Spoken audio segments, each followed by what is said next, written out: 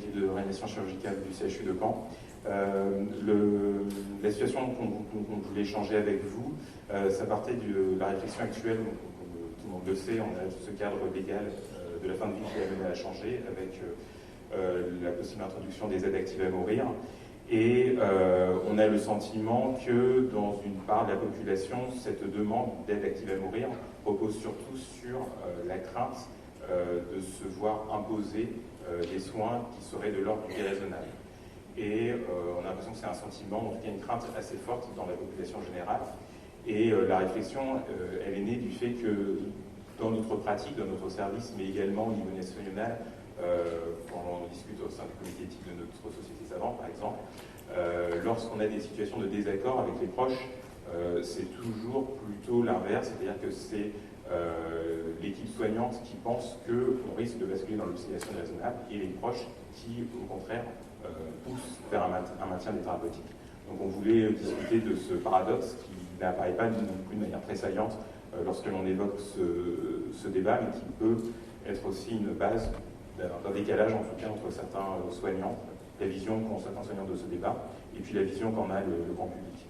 Donc pour illustrer ce cas, on est parti de cette situation d'une jeune patiente qui a été renversée par un véhicule avec un traumatisme crânien grave, donc on travaille en réanimation chirurgicale. Cette patiente, elle est comateuse d'emblée, un coma assez profond.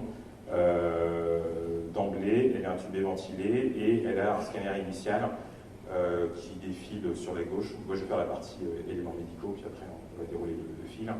Donc, un scanner sur lequel on ne voit pas grand-chose, mais des toutes petites pétéchies, pour ceux qui connaissent, des toutes petites taches de sang, ce qui nous font craindre en fait des lésions très graves chez cette patiente, ce qu'on appelle des lésions de décélération, d'axonale diffuse, et qui sont à risque d'être responsables d'une absence d'éveil par la suite.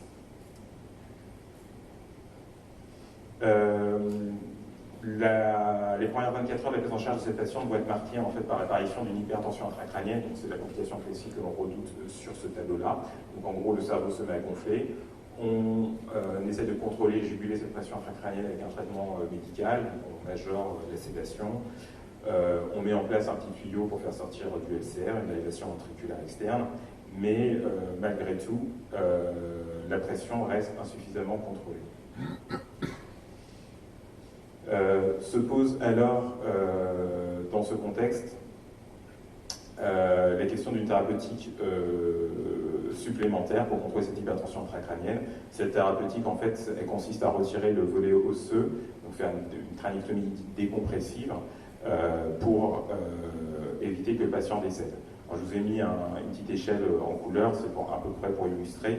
Nous, ce qu'on sait d'un point de vue purement médical, c'est que si on ne fait pas de crânictomie, chez ces patients-là, on arrive ici à 50% de mortalité. En revanche, si on l'a fait, on sait qu'on fait diminuer la mortalité. Vous voyez, c'est la barre noire qui est réduite.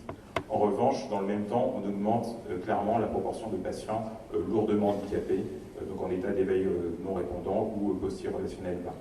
Et donc, c'est pour ça que c'est une thérapeutique qui n'a pas d'indication formelle, mais qui reste discutée au cas par cas. Et donc, ça va être le premier questionnement éthique que l'on va rencontrer au cours de la prise en charge de cette patiente.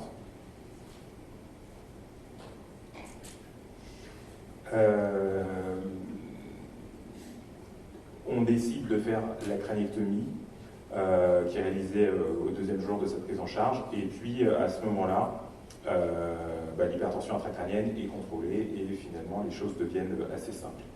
Je suis passé un tout petit peu vite sur un élément, un petit problème de manipulation des flèches, qui était que dans un second temps, on apprend que la mère nous dit, elle nous dit dans un premier temps que, en gros, avec ces mots, il ne faut pas s'acharner sur sa fille.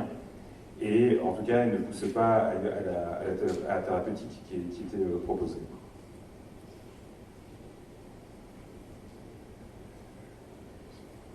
Je ne vais pas me passer dans le sens que je veux. Hop. Donc, une fois cette crânictomie effectuée, on n'a plus de problème d'hypertension intracrânienne, on peut arrêter la sédation relativement rapidement, autour du 7e jour, et on rentre dans la phase d'évaluation neurologique. Donc, Donc cette phase d'évaluation neurologique, en fait, elle se fait concrètement à partir du moment où les patients commenceraient à ouvrir les yeux, avec une échelle que vous connaissez pour certains d'entre vous, l'échelle de récupération du coma, la Coma Recovery Scale. Et donc ça nous donne un chiffre entre 1 et 23, on va dire, sachant qu'entre 0 et 7, ça correspond à un patient en état d'éveil non répondant, ce qu'on appelait auparavant l'état végétatif. Et cette patiente, à J14, elle est dans cet état végétatif avec un score de 5 sur 23.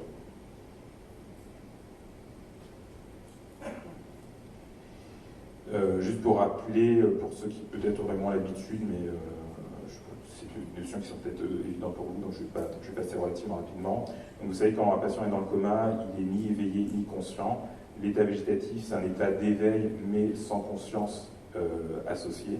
Et puis, l'évolution peut être soit de rester à ce stade-là, soit d'évoluer vers l'état de conscience minimale ou l'état post-irrationnel, avec toujours des yeux ouverts et de manière fluctuante, des signes de conscience.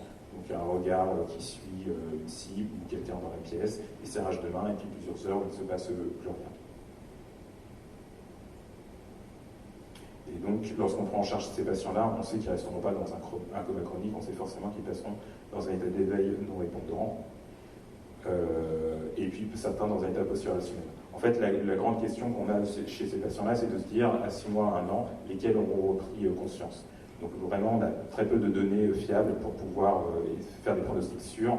Là, je vous ai mis une vieille diapositive du New England Journal of Medicine qui avait défini ces troubles de la conscience en 1994, qui permet toujours de fixer 2 choses, qui est de dire, la seule chose qu'on sait, ici en haut, ce sont des adultes, en bas, ce sont des enfants, des jeunes. La partie claire, ce sont les patients qui ont repris conscience. On sait juste que le pronostic est meilleur chez les sujets jeunes par rapport aux sujets âgés, et que les comas d'origine traumatique sont de meilleurs pronostics que les comas d'origine non traumatique. Mais ça ne nous permet pas de faire un choix de manière parfaitement sereine. Donc la question qui se pose chez cette patiente, là on est à J28, on est à 1 mois de sa prise en charge initiale, c'est est-ce qu'on maintient ou pas les thérapeutiques en place, sachant que c'est une patiente qui ne présente pas les critères permettant de l'extuber, et donc s'il fallait maintenir les thérapeutiques, il faudrait passer par une trachéotomie et une gastrostomie. Cette réflexion en plus est rendue particulière parce que le J28, je ne vous ai pas donné les dates exactes du cas clinique, mais tombe autour de Noël. Donc un aspect encore plus particulier pour la réflexion éthique dans ce contexte-là. Finalement, en tout cas, d'un point de vue pronostic, elle a cumulé tous les facteurs de mauvais pronostic. Donc on avait à J28, finalement, J28, plus beaucoup de doutes sur un pronostic défavorable. Et l'arrêt thérapeutique sera acté J43 chez cette patiente. Je vais passer maintenant la main à Isabelle Gabriel, qui cadre dans le service, qui va nous expliquer un peu le côté humain dans ce cas. Bonjour à tous. Donc, au niveau de la situation familiale, il y avait une maman, un papa, un frère et une soeur. Donc, au niveau de la communication avec la mère, il y a eu trois périodes. Il y a eu une première période où elle était vraiment en phase de désespoir, une seconde période en phase d'espoir et une troisième période dans une phase de résignation. Donc sur la phase de désespoir, elle ne voulait pas voir souffrir sa fille. Elle a verbalisé à plusieurs reprises que sa fille ne souhaitait pas de handicap lourd. Lors de la seconde période, elle se raccrochait à l'incertitude du pronostic. Elle souhaitait accueillir sa fille, même si elle était en état végétatif ou aussi relationnel. Du coup, vraiment un discours qui a complètement changé. Et sa fille, elle a aussi également verbalisé que sa fille n'aurait pas conscience de son état, donc elle ne souffrirait pas. Et dans la troisième période, elle n'a pas émis d'opposition à l'arrêt des thérapeutiques. Au niveau de la communication avec le père de la patiente, il y avait 2 périodes. Une période plutôt passive où il se raccrochait, où c'est surtout son ex-femme qui relatait les éléments échangés lors des entretiens, et une seconde période où il était très actif, il rencontrait les équipes médicales et les équipes soignantes. Donc au niveau de la première période, il verbalisait également le fait qu'il ne voulait pas voir souffrir sa fille. Il écoutait les propos recueillis par son ex-femme, et les propos de l'ex-femme étaient une source d'anxiété pour le père et sa fille. Il y avait une discordance entre les propos que l'ex-femme relatait à son mari. En fait, lors des entretiens, des informations ont été données à la maman, et elle relatait des choses différentes au papa. Et dans la seconde période, donc le père a verbalisé qu'il souhaitait des entretiens séparés de son ex-femme. Il avait une très bonne compréhension sur le fait qu'il y avait une absence d'évolution neurologique, et il craignait pour la vie de son ex-femme, et il n'a pas émis d'opposition à l'arrêt thérapeutique. Je vais laisser Christelle, infirmière du service, continuer. Bonjour à tous. Alors les différentes problématiques qu'on rencontre, c'est souvent la question de se dire est-ce que c'est une obstination déraisonnable? Donc la proportionnalité des soins, elle passe toujours par une réflexion pluridisciplinaire. Comme je l'avais déjà évoqué, en fait on a la chance d'être dans un service où les médecins nous convient toujours au staff éthique, nous demandent toujours d'assister aux entretiens avec les familles, parce qu'ils mettent souvent en avant le fait que les aides-soignantes et les infirmières du service passent énormément de temps avec les patients et connaissent souvent très bien aussi les familles et on va dire l'articulation psychologique de chacun. Donc ça nous permet également de faire valoir des fois le deuxième item, comment défendre les intérêts d'une personne en incapacité de s'exprimer. Je pense notamment à un cas de parents qui n'étaient pas forcément, par exemple, pour le don d'organes et qui ont changé d'avis après la restitution des papiers que possédait leur fils. Et ça leur a fait changer leur mentalité. Dans la situation dans laquelle on était, il a fallu du temps, surtout à la maman, pour accepter que sa fille, finalement, ne reviendrait pas. Et c'est aussi à nous, soignants, je dis souvent moi aux familles, qu'on prend en charge des patients, on les prend aussi en charge, puisque c'est un tout qu'on prend en charge, c'est pas juste un corps dans un lit, c'est toute une articulation familiale, notamment là, son frère jumeau, sa petite sœur, tout ça, c'était, on va dire, une relation vraiment très fusionnelle et très spécifique, donc on n'avait pas que notre jeune patiente à nous occuper. La place de la famille dans les décisions de limitation ou d'arrêt thérapeutique, on est assez clair, c'est-à-dire qu'on les informe, mais nos médecins ont toujours la bienveillance de leur expliquer que c'est une décision collégiale au cours d'un staff éthique où nous sommes, où plusieurs médecins sont regroupés. Ils n'hésitent pas des fois à faire appel à des collègues d'autres secteurs pour avoir un élargissement de leur réflexion, mais les médecins ne laissent jamais un discours pouvant faire penser que c'est aux familles de prendre la décision d'un arrêt ou pas des thérapeutiques. En général, quand il est acté que des soins seraient complètement déraisonnables, la famille en est informée que c'est une décision collégiale, mais en aucun cas on demande à la famille est-ce que vous êtes d'accord avec ça ou pas. C'est pas comme ça que ça se passe, parce que vous imaginez bien, nous en tant que soignants, on voit bien que les gens des fois se disent ah mais qu'est-ce qu'il faut que je fasse? Non, c'est pas comme ça qu'il faut vraiment appréhender les choses. Et le soignant soigné, alors moi j'y vois dans cet item, je ne vais pas échanger avec le docteur Gakuba, mais j'y vois dans cet item le fait que chaque décision d'arrêt de thérapeutique est toujours quelque chose des fois de difficile, surtout quand on a des patients jeunes comme cette jeune patiente-là. Comme le disait le docteur Gakuba, on était aux alentours de Noël, donc c'était forcément quelque chose qui a un retentissement un petit peu sentimental à la situation. Le soignant soigné, c'est aussi comment je me serais projetée si c'était dans ma situation.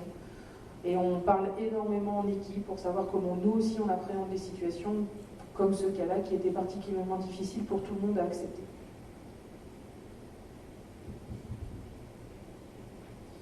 Donc pour poursuivre sur le même fil, et donc la réflexion actuelle, donc, comme vous le savez, donc il y a ces quatre principes de Beauchamp et Chabres pour réfléchir à comment résoudre des problématiques éthiques, avec une place prédominante de la notion d'autonomie au travers des directives anticipées, on vient d'en parler, et de la personne de confiance.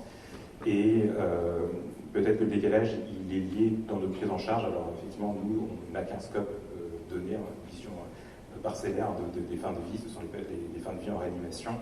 Mais en tout cas, chez nous, dans notre contexte, l'autonomie a du mal à s'exprimer parce que le patient est physiquement dans la capacité de s'exprimer.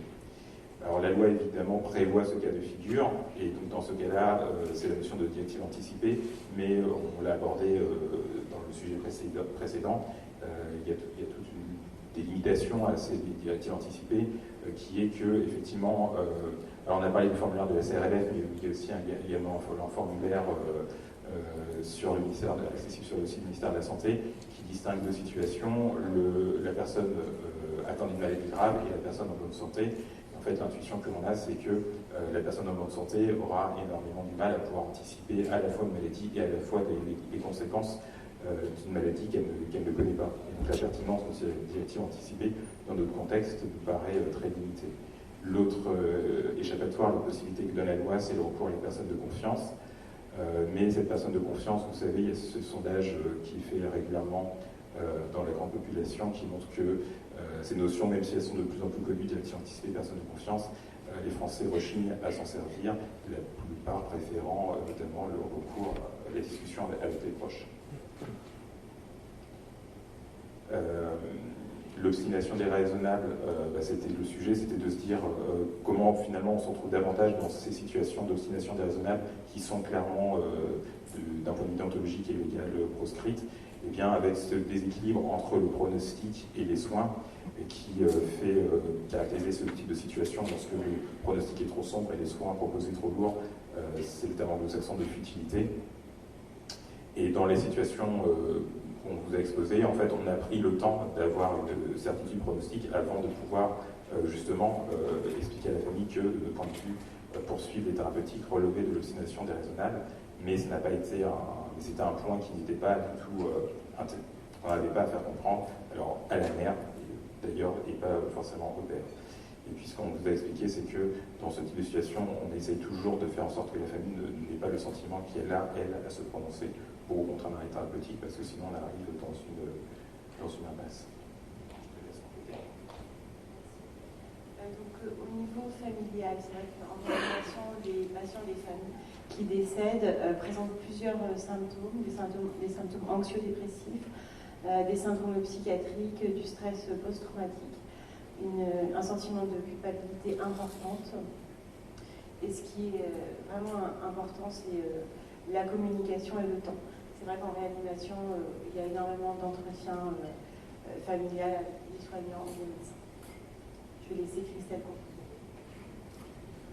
On a différents supports aussi qui nous permettent d'accompagner les familles dans ces phases un petit peu difficiles.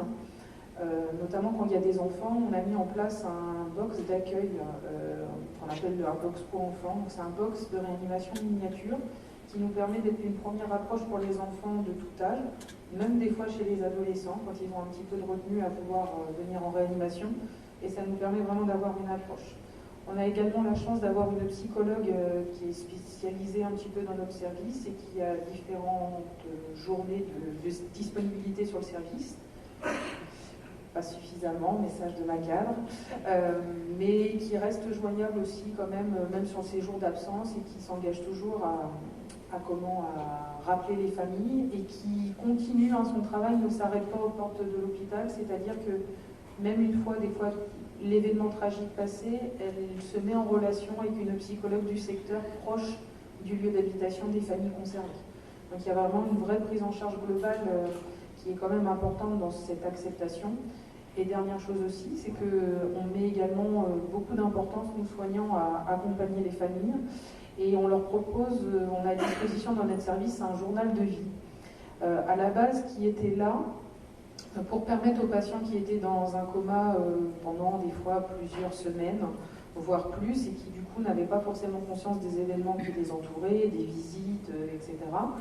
Donc ce petit cahier permet aux gens d'écrire, des fois c'est des banalités, tiens aujourd'hui il y avait ton match de foot préféré, enfin vous voyez, toutes ces choses-là, et quand les personnes reprennent un état de conscience, ça leur permet de se dire, il s'est passé tout ça pendant ma période où j'étais dans le coma. Et on s'est rendu compte que ça avait une deuxième utilité, c'est notamment dans ce schéma d'accompagnement des fois de fin de vie, ça sert également d'exutoire, c'est-à-dire que les familles, quand elles viennent, Elle passe par toutes les phases qu'on a un petit peu évoquées à travers la maman, c'est-à-dire, dans un premier temps, elle se dit non, ma fille n'aurait jamais voulu être handicapée. Et dans un deuxième temps, c'est la colère qui le prend, la peur et du coup la renonciation à l'idée de laisser partir sa fille. Donc elle se raccroche à la vie et tout ça, elle a pu le tracer à travers ce journal de vie. Et je pense que c'est aussi le fait de pouvoir relire ses écrits qui lui a permis petit à petit de cheminer et de finir par revenir à son idée première, c'est que sa fille ne voulait pas être lourdement handicapée et être totalement dépendante. Donc tous ces moyens-là, on les met en place et on les adapte forcément aux personnes parce que c'est pas un générique, mais on arrive du coup à, on va dire, un meilleur dialogue et un meilleur accompagnement dans ce sujet difficile qu'est la fin de vie. Je suis désolé de vous presser, mais si vous voulez qu'il y ait un peu de questions. Voilà, donc, pour conclure, ce décalage entre peut-être la vision qu'a le grand public de la fin de vie et puis une partie des fins de vie auxquelles on est confronté, probablement elle est liée au fait que les patients avec chez nous parlent via un événement brutal, et que finalement ce n'est pas tellement les patients qui vont réfléchir eux-mêmes sur leur fin de vie, mais ce sont des proches autour qui vont réfléchir sur leur fin de vie, avec un patient qui est dans l'autonomie et somme toute réduite. Je termine juste par une dernière vignette. On parlait des limites des directives anticipées et puis aussi cette réflexion sur cette active à mourir. Et donc dans le cadre des masters 1 et 2 d'éthique de l'ERN, on a des études d'éthique expérimentale. Et si vous souhaitez participer ou partager avec d'autres cette étude, il y a des flashcodes que vous pouvez flasher et puis participer à ces études. Je vous remercie.